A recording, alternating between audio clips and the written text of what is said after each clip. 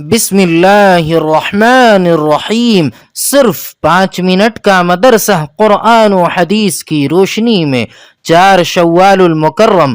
Number 1، اسلامی تاریخ۔ حضرت عائشہ رضی اللہ تعالی عنہا کا علمی مرتبہ۔ حضرت سیدہ عائشہ رضی اللہ تعالی عنہا کا علمی مقام و مرتبہ بہت بلند تھا۔ چند صحابہ کرام کو چھوڑ کر تمام مرد و عورتوں پر انہیں فوقیت حاصل تھی۔ وہ بیک وقت قرآن کریم کی حافظہ، تفسیر و حدیث کی ماہر اور مشکل مسائل کو حل کرنے میں بے مثال ذہانت کی مالک تھیں۔ بڑے بڑے صحابہ کرام ان سے شریعت کے احکام و مسائل معلوم کرتے تھے۔ حضرت ابو موسیٰ اشعری رضی اللہ تعالی عنہ کا بیان ہے کہ جب بھی ہم لوگوں کے سامنے کوئی مشکل مسئلہ پیش آتا تو اس کا حل حضرت عائشہ رضی اللہ تعالی عنہا سے معلوم کرتے اور وہ فوراً اس کا حل بتا دیا کرتی تھیں۔ امام زہری فرماتے ہیں کہ اگر تمام مردوں اور امہات المؤمنین کا علم جمع کیا جائے تو حضرت عائشہ رضی اللہ تعالی عنہا کا علم ان سب سے زیادہ وسیع ہوگا۔ کہا جاتا ہے کہ دین کا 1/4 حصہ انہی سے متعلق ہے۔ انہیں دین اسلام اور شریعت کے احکام کو پھیلانا اور حضور صلی اللہ علیہ وسلم کی تعلیمات کو عام کرنا اپنی زندگی کا مقصد بنا لیا تھا۔ ان سے 2210 احادیث مروی ہیں۔ بلا شبہ پوری امت پر ان کے بے پناہ احسانات ہیں، اسی وجہ سے انہیں محسنہ امت کہا جاتا ہے۔ سن 58 ہجری میں مدینہ میں انتقال فرمایا اور رات کے وقت جنت البقیع میں دفن ہوئی۔ اللہ تعالی انہیں پوری امت کی طرف سے بہترین بدلہ عطا فرمائے، آمین۔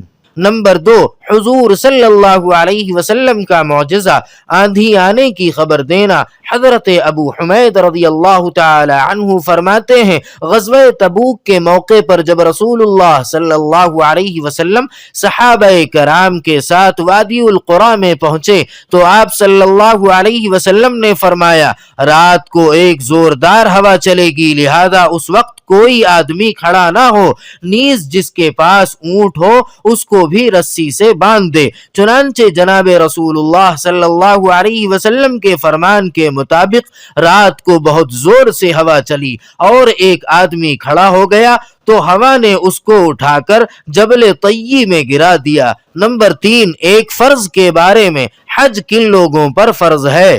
قرآن کریم میں اللہ تعالی فرماتا ہے، اللہ کے واسطے ان لوگوں کے ذمہ بیت اللہ کا حج کرنا فرض ہے جو وہاں تک پہنچنے کی طاقت رکھتے ہوں۔ نمبر 4، ایک سنت کے بارے میں، مشکل کاموں کی آسانی کی دعا۔ جب کوئی مشکل کام آ جائے تو یہ دعا پڑھے، اللہم لا سہل الا ما جعلتہ سہلا وانت تجعل الحزن اذا شئت سہلا۔ ترجمہ، اے اللہ تیرے کیے بغیر کوئی کام آسان نہیں ہو سکتا اور تو جب چاہے سخت رنج و غم کو بھی آسانی میں تبدیل کر دے۔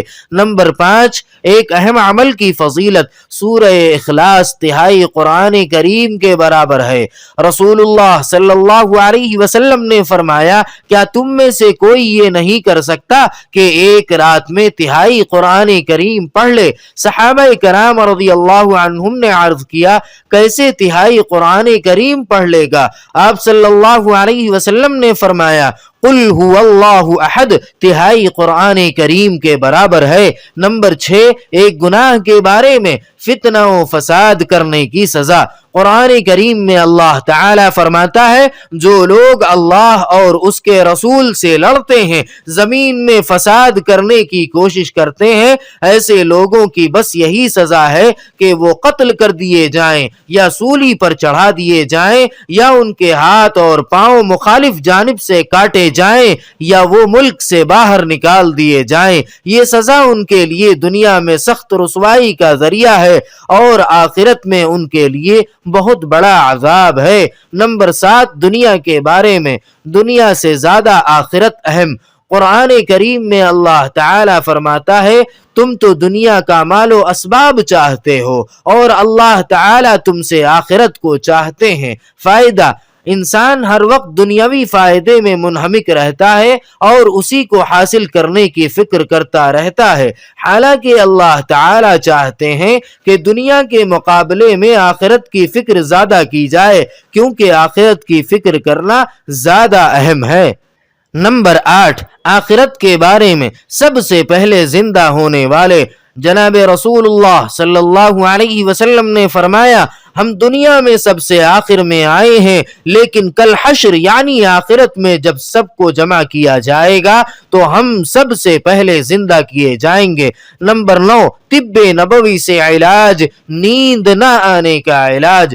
ایک شخص نے حضور صلی اللہ علیہ وسلم سے نیند نہ آنے کی شکایت کی تو آپ صلی اللہ علیہ وسلم نے فرمایا، یہ پڑھا کرو، اللہم غارت النجوم وہدأت العیون وانت حی قیوم یا حی یا قیوم انم عینی واہدئ لیلی۔ ترجمہ، اے اللہ ستارے چھپ گئے اور آنکھیں پرسکون ہو گئیں، تو ہمیشہ زندہ اور قائم رہنے والا ہے، اے ہمیشہ زندہ اور قائم رہنے والے، میری رات کو پرسکون بنا دے اور میری آنکھ کو سلا دے۔ نمبر 10، نبی صلی اللہ علیہ وسلم کی نصیحت۔ رسول اللہ صلی اللہ علیہ وسلم نے فرمایا، اپنا تہبند آدھی پنڈلیوں تک اونچا رکھا کرو، اگر اتنا اونچا نہ رکھ سکو تو کم از کم ٹخنوں تک اوپر رکھا کرو۔